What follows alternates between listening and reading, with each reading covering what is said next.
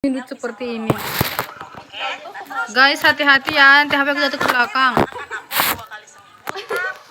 Gawat, ini tidak ada gantinya, cuy. Jangan ada yang menyenggol ya, kalau ada yang menyenggol nanti tengok. Antaranya hari Kamis yang KHW bebasnya di hari Minggu. Ini ada Wak, mantap. Nah balik lagi di malam ini aku akan membahas kisah yang tidak kalah epic dari KHW Ayo tulis tangan di sini siapa yang sering request minta Wak mana kisah horor pendakian kuno. Nah pas kali Wak malam ini kita akan membahas cerita pendakian yang sangat menyeramkan di salah satu gunung yang ada di Jambi. Pada saat itu Wawa dan temannya mengalami banyak sekali gangguan di penutupan. Awalnya mereka heran, kok teror mistis yang mereka alami ini bisa sampai sebanyak itu. Ternyata mereka tidak sadar bahwa ada aturan di gunung. Dia pelit-pelit banget, nanti hancur dia dipotong-potong tuh. Apa itu? Banyak spoiler kali di depan. Tanpa berlama-lama kita langsung masuk aja ke ceritanya ya. Check it out.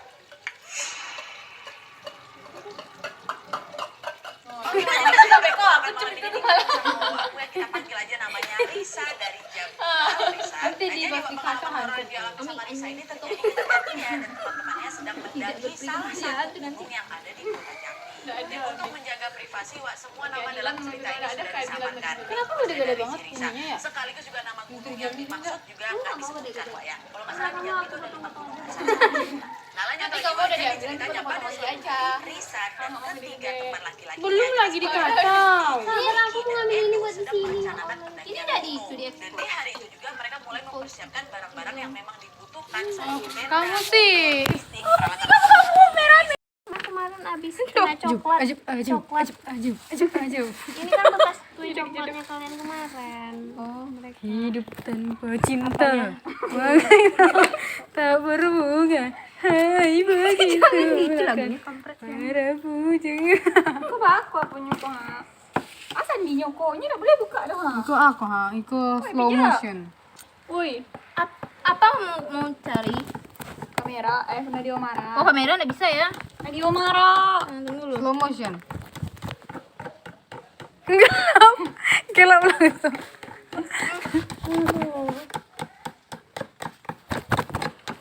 Kenapa ya drive enggak bisa, Pak? Ini apa nih gaya foto aku? Enggak, ini slow ha. Slow mo tuh. Aisyah, ku jatuh cinta. Papa Jamil. Iya, estetika dikit. Datang lagi kau. Estetik kamu nggak mau jelatin mukamu nah. Datang lagi. Aisyah. Kamu videoin lah ini ya.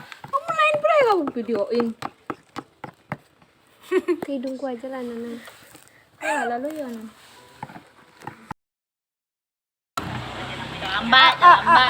Aisyah. Lagi. Ku jatuh cinta.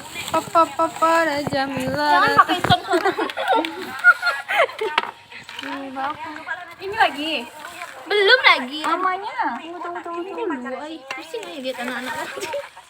Ini kucingku jale orang samping sih konyolnya.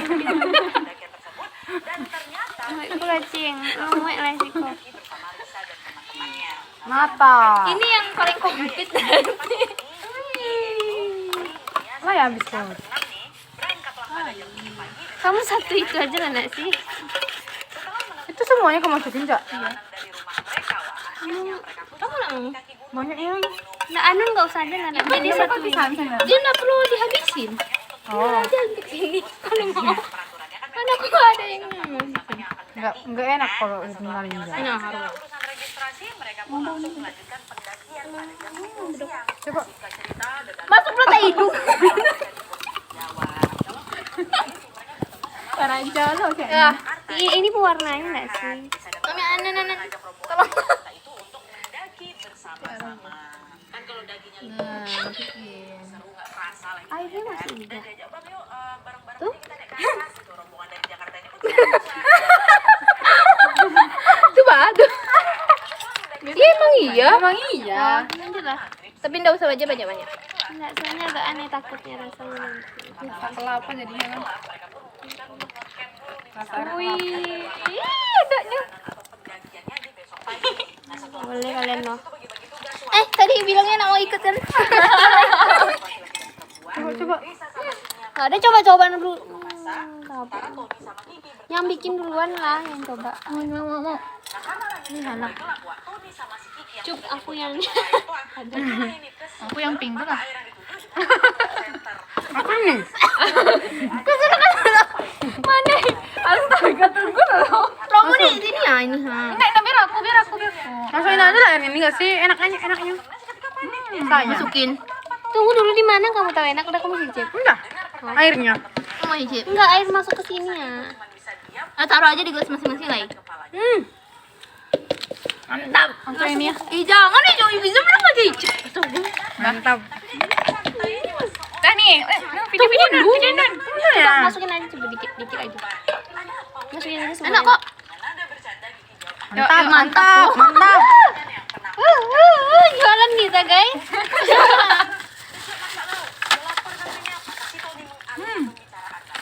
Ini lagi. Non Dah, siap-siap dah, non. Kayak Non. campur kan? Non siap-siap non. Udah. Udah. Jangan kacau lagi. Dia nggak kasar banget. Ayo lu. Gimana deh emang kayak halus gitu. Nah, dia kan bisa dihalus-halus. Tapi aku enak sama besar-besar. Kemudian Nia sama Oh, enggak. Siapin dulu foto dulu. Udah enak. Bagus kok. Enggak digini-giniin. Nah, biar dia melebar cuy. Oh, ini jelas dia lagi di videoin. Mantap. Ini dah banyak anak kumpul. Ini banyak kali mau. Dah. Kalau mau nanti taruh di gelas masing. Mayonesnya Foto udah. lagi. Buat lu slow mo. Tanggung masukin semuanya. Ada lagi. Banyak banget. Kamu. pakaian serba hitam. Nah, dia kan pakai batu es. Apanya yang digeser lagi? Nanggung. Ini apalah masalah anak berdua nih. Ini melimpah dia. Hai, wassalamualaikum warahmatullahi wabarakatuh. Terima kasih sudah klik video ini. Oke, mau jadi di Sep. melanjutkan kembali kisah horor. Kamu yang benar-benar lah, Nona. Ya Allah, itu bener kok Bapak yang sebenarnya. Yang dimasukkan nanti tuh. Ya ini dimasukin nanti ya tuh. Kasih dua pengumuman penting, tolong didengar. Tolong didengar. Buat kalian Woi, Cing. yang kisah horor kalian semua, Kamu nggak masuk itu. silakan kirim ke email kedua kami di kisahhororwawa@gmail.com ya. Saya kaki banyak banget tanya tolong. Misalnya Bisa dipatahin ya. genderuwo kesan Bisa nggak sih diretakin aja capek gua megang. Nah, center kacau-kacau. Ih, jatuh. dia dari belakang. Enggak takut ini jatuh. Jalan lagi. Dadah. Itu macam suara babiutan. Coba kalian dengar baik-baik. Kata si abang ini. Tahu sendok foto-foto nih. Risa berjalan di depan, Tony balik lagi di belakang nih, mengikuti dia dari belakang. Atau Selang berapa nonton. lama kemudian, tiba-tiba Risa berhenti dan meminta Tony untuk gantian jalan di depan dia. Kau yang pimpin jalan, jangan aku lagi, kata si Risa. Nah, tapi belum sempat Tony ini berjalan mendahului Risa, secara mengejutkan, tiba-tiba muncul lagi sosok perempuan yang dengan usil menarik tubuhnya Tony dari belakang. Ditarik yang sangat empat tapi perempuannya sama si Risa. Tony aja ngelihat, Tony waktu itu langsung jatuh kejungkal ke tanah sampai jam tangannya tuh Apa habis itu putus. makan? Untung nggak jatuh ke jurang dia tuh. Sekencang itu ditarik sama perempuan ini, Dengan sekuat tenaga Tony pun langsung berdiri lagi dan terus berjalan di depan Risa. Udah tenang aja. Nggak apa-apa kok, Ton. Udah tenang aja. Yuk, jalan baca doa, kata si Tony. Nah, berarti kan si Tony udah di depan nih, Risa di belakang kan. Nah, pas Risa lagi jalan di belakangnya Tony ini, ternyata sekarang malah gantian Risa yang lagi diganggu. Di titik itu Risa sangat-sangat gelisah karena dia merasa ada yang ngikutin aku. Nah, dia berjalan di belakang aku.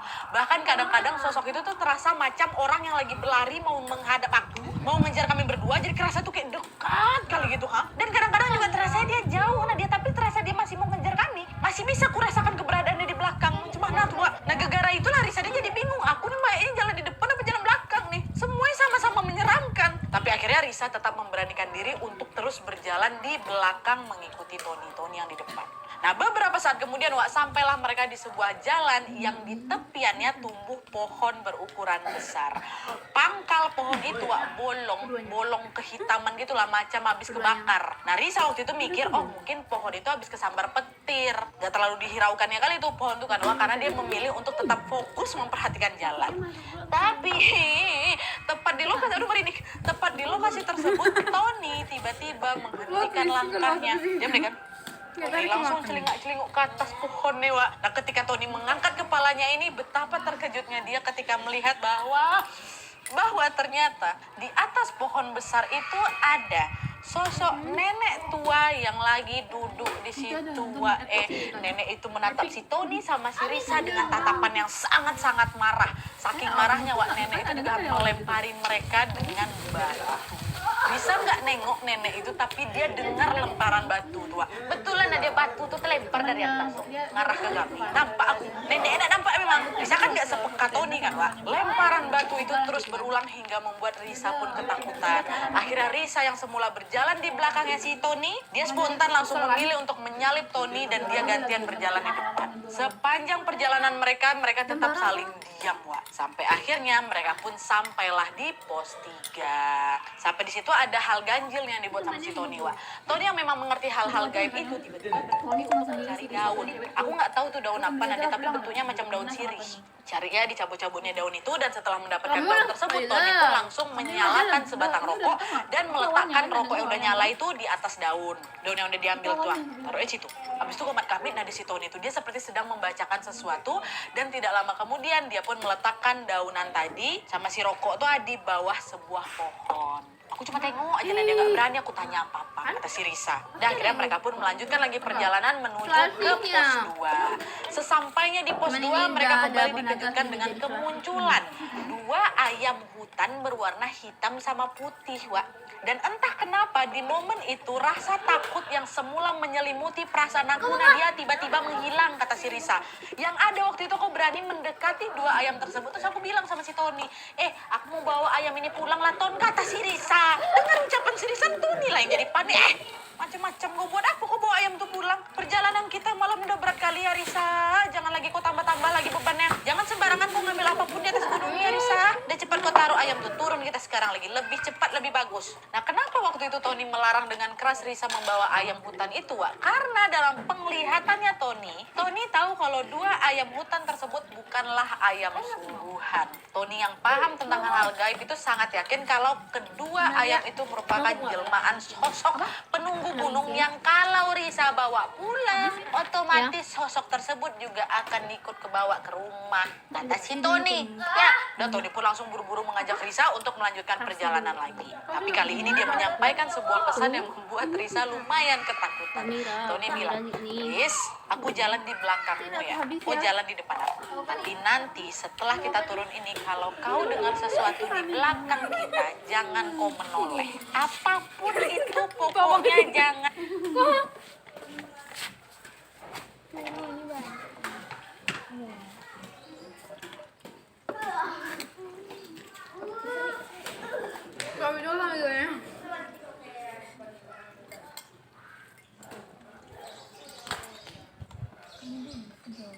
Iya, nanya makanya.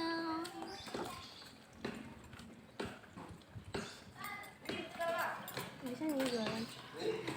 Rugi ya, banyak barang yang mau dijual. buat gitu aja nasi Kita kalau lulus PMM, syukuran yuk. Iya, ini aja ukuran. bagi koran juga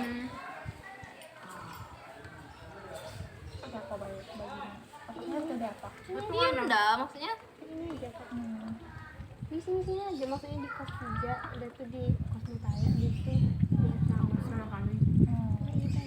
kalau kamu pagi-paginya dilulus. Amin. kapan mau dikasih? Oh, makanya libur kalau lulus pergian. Iya, besoknya kan Ya kapan ya nggak? Kapan siapa yang ada sih?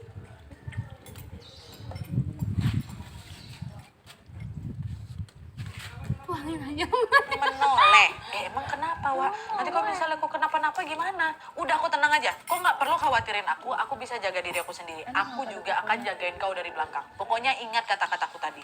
Kau jangan pernah lihat ke belakang, ya. Tapi nanti kalau kebetulan dengar sesuatu di belakang aku ngapain? Udah, kau jalan aja, ikutin jalurnya aja. Insya Allah kita bisa sampai di rumah dengan selamat. Itu aja, tolong. Nah, selagi si Tony sama si Risa ini lagi berbicara, wah, tiba-tiba Tony langsung mengeluarkan sebuah kalung dari kantongnya. Dia memberikan kalung tersebut ke si Risa. Dia bilang, ini untuk kau ya. Dipakai, Riz. Ini kalung turun-temurun dari keluarga aku. Insya Allah bisa membantu menjaga siapapun yang memakainya. Ya, aku pakai. Tolong. Dah, pakai sekarang, kita lanjut turun lagi. Ingat, jangan tengok ke belakang ke situ nih. Dan Risa pun menerima kalung tersebut dengan perasaan yang agak haru, ya. Karena aku yakin dia aku memang ngerepotin si Tony malam itu. Aku juga yakin sejak perjalanan turun tadi, Tony sudah melakukan banyak hal untuk melindungi kami berdua. Risa pun segera memakai kalung tersebut sambil terus mengingat-ingat pesan dari Tony tadi. Jangan pernah tengok ke belakang. Dan betul, Wak, tidak berselang lama kemudian apa yang diucapkan sama si Tony ternyata betulan terjadi. Pas mereka kembali jalan turun, tiba-tiba Risa dan Tony mendengar ada suara seperti benda terjatuh di belakang mereka. Nah, waktu itu aku pikir yang jatuh tuh pohon pisang yang memang udah roboh, Nat. Karena kami waktu itu memang lagi ngelewatin beberapa pohon pisang. Tapi bagi Tony yang bisa melihat hal-hal gaib itu, dia tahu kalau dugaan Risa itu salah. Dan bisa kalian tebak suara benda jatuh itu sebenarnya suara apa? Suara tersebut berasal dari sesosok pocong yang wajahnya sangat-sangat hancur. Lihat kemunculan pocong tersebut, refleks Tony pun langsung menarik tangannya Risa. Mereka pun langsung berlari sekencang-kencangnya. Saking kencangnya, Tony sama si Risa ini sampai jatuh berkali-kali. Udah jatuh, lari lagi. Pokoknya mencegam kali dia malam tuh. Udah tuh, berlari. Singkat cerita, mereka pun akhirnya sampai di pos 1. Dengan nafas terengah-engah, Tony pun bilang, tunggu dulu di sini, Riz. Berhenti dulu. Aku mau telepon papaku, kata si Tony. Tony langsung lah keluarin HP kan, untung ada sinyal, dan segera langsung menelpon papanya yang ada di rumah. Sambil bergetar ketakutan, Tony bilang, Pak, bantu kami. Kami lagi turun gunung nih sekarang. Aku udah gak kuat, Pak. Banyak kali yang gangguin kami, kata si Tony kan. Mendengar ucapan Tony, seketika papanya Tony pun ikutan panik. Papanya bilang, astagfirullahaladzim, nak, kenapa kau turun gunung malam ini? Kau sama siapa? Aku cuma berdua aja, Pak, sama si Risa. Ya udah. Papa coba bantuin kalian dari sini. Kalian hati-hati dan jangan lupa berdoa ya, nak ya. Nah, Risa yang mendengar percakapan Tony dan papanya itu pun akhirnya sadar, Wak. Ternyata Sudah sampai di sana tuh ada satu temannya yang pacaran kan. Habis itu pacarannya bilang dia ngantuk. Kirain mereka tidurnya pisah, soalnya dari awal udah dibilang pisah tidurnya. Nah, atau mereka ada satu tenda yang sama. Nah, si Risa nih masuk di tenda mereka kan. Soalnya tenda mereka tuh kayak tidurnya gak jauh-jauhan gitu loh. Risa di ujung banget gitu. Terus tengah malam terdengar kayak suara yang di tenda mereka tuh lempar batu gitu. Nah, terus tuh kayak ada orang jalan-jalan di luarnya tuh, kayak berisik di luar tuh. Terus tuh udah bangun lah Risa tuh. Dilihat mereka yang pacarannya ada pelukan mereka gimana. Nah, habis itu marah Risa tuh, marah banget Risa tuh. Bangun Risa, nak ternyata mereka yang itu masih bangun, teman-teman itu masih bangun, teman yang lainnya itu masih bangun. Dia bilang tuh, aku mau pulang aja lah, sayang. Dia mau pulang sendiri tengah malam jam 2. Ngapain jam 2 bisa pulang malam sendiri? Enggak, aku mau pulang katanya. Habis itu Tony kan, namanya Tony ini, udahlah aku temenin kamu naik turun gunung katanya. Itulah terjadilah saya.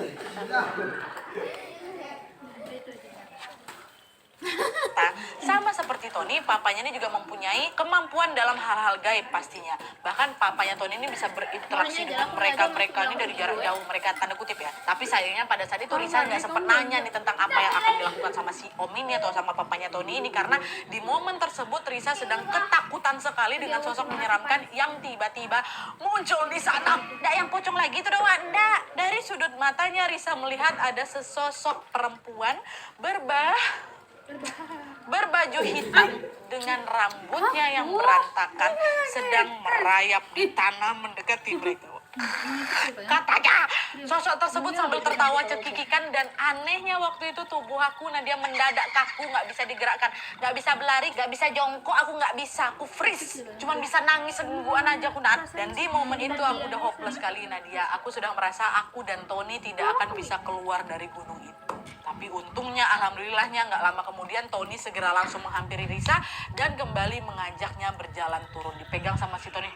Dah, Stefan, mau bisa bergerak lagi, langsung berlari turun, Wak. Secara ajaib tubuhnya Risa yang awalnya nge-freeze itu bisa digerakkan kembali, dan tanpa menunggu waktu yang lama mereka pun langsung buru-buru meninggalkan tempat itu. Dan singkat cerita mereka akhirnya sampai di pintu rimba, Wak.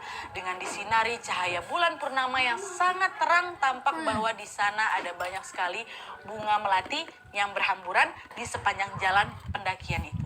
Ada bunga melati di jalan. Suasana juga mendadak syahdu dengan suara-suara burung yang mulai berkicau. Di pintu rimba itu Risa merasa kalau mereka akhirnya sudah aman. Baru bentar aja ngerasa aman, Wak, tiba-tiba secara mengejutkan Tony berkata, "Riz, kita harus buru-buru sampai bawah. Kita belum aman di sini," kata Tony, Wak. Belum aman gimana nih maksudmu? Udah yuk, udah jalan aja. Ini kita udah dekat nih. Kita nggak boleh lama-lama di sini. Jangan terlena kau, kata Tony. Akhirnya tanpa ngangengong, mereka pun kembali langsung berlari menuruni jalur pendakian gunung tersebut, Wak. Dan ternyata apa yang disampaikan sama si Tony itu betul. Tidak lama kemudian mereka mendengar ada suara harimau Sumatera yang mengaum dengan sangat kencang. Entah itu harimau sungguhan atau suara harimau jadi-jadian, ya aku nggak peduli. Tapi yang jelas suaranya gede kali. Mereka pun langsung berlari tanpa sedikit pun menoleh lagi ke belakang, Wak. Nah, singkat cerita, mereka akhirnya sampai di pos tempat pendaftaran pendakian. Mereka sempat berhenti sejenak untuk ngecek jam nih. Ternyata pada saat itu waktu sudah menunjukkan pukul 4 pagi. Pas tahu kalau ternyata mereka sampai bawah jam 4, seketika Risa sama si Tony pun langsung termenung gak percaya, Wak. Ini betulan nih baru jam 4. Iya kok bisa ya, Wak ya? Bukannya tadi kita turun jam 2, kata si Tony. Iya, Wak, aneh kali kok kita turunnya cuma 2 jam. Tadi kok kayaknya udah lama kali ya, Wak ya? Memang udah gak betul ini, Riz. Ya udahlah, tenang. Yang penting sekarang kita selamat. Ayolah kita pergi ke warung situ, yuk. Ada kantin gitu lah. Biasanya penjaga kantin atau penjaga warung tuh pasti tidur di sana, Wak. Dan FYI memang gak jauh dari pos pendaftaran pendakian itu memang ada warung-warung atau kantin-kantin itu, Wak. Dan mamang pemilik kantin itu juga biasanya menyediakan tempat tidur untuk para pendaki yang mau bermalam di kantin itu. Udah tuh Risa sama si Tony pun segeralah menuju ke kantin tersebut kan, Wak. Nah karena kantinnya sudah tutup, mereka terpaksa harus gedor-gedor pintunya nih karena mereka mau beristirahat sebentar. Dan tidak lama kemudian mamang pemilik kantin ini pun keluar dan mempersilahkan mereka masuk. Oh masuklah dulu deh, masuk. Dengan penuh keheranan si mamang ini nanya, "Kalian berdua dari mana jam segini?" Si Tony jawab, "Kami habis turun gunung, Mang." Nah mendengar jawaban Tony seketika mamang pun langsung meninggikan nada bicaranya. Mamang bilang, "Astagfirullahaladzim, udah gila kalian ini ya, turun gunung tengah malam, kalian gak pikir resikonya apa? Siapa yang ngajak turun malam-malam kayak gini?" "Teman saya Risa ini yang ngajak, Mang. Saya gak tega lah kalau dia turun sendirian, makanya saya ikut." Mamang pun langsung mengalihkan pandangannya ke Risa dengan tatapan tajam. Mamang pun nanya, "Kenapa kamu turun malam-malam? Kok kenapa?" Hah? Mendengar pertanyaan tersebut, Risa pun mulailah itu menceritakan semuanya kan. Mulai dari lemparan-lemparan kerikil yang mengenai si Risa waktu tidur di tenda, suara babi hutan, sampai dengan kekesalan yang dia rasakan ketika melihat temannya Nia sama si Billy ini berpelukan dalam satu selimut. Dan tidak lupa juga Risa sama si Tony ini menceritakan gangguan-gangguan yang mereka alami di sepanjang perjalanan turun tadi, Wak. Semua diceritain ke mamang.